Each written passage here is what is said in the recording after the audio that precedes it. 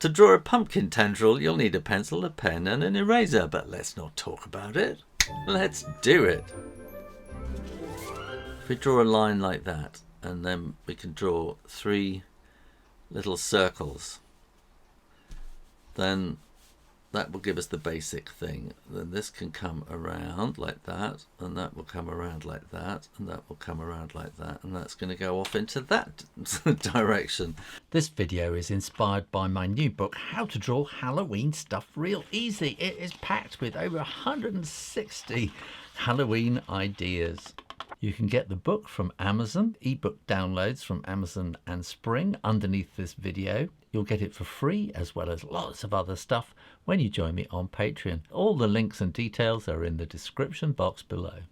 So let's see what happens. We can be a little bit more artistic with this, maybe. We can come around there like that and maybe make that just a little bit wider down there. And here we can follow that around to there. And we can maybe make this getting a little bit narrower as we're going around like that. And then this will do something similar around there. And then we can make this a little bit narrower and narrower. And then we can also make that go a little bit curly like that, as it's reaching out looking for something new.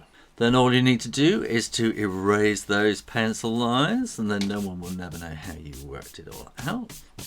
And as a final touch, you can add a little bit of shading just in there too.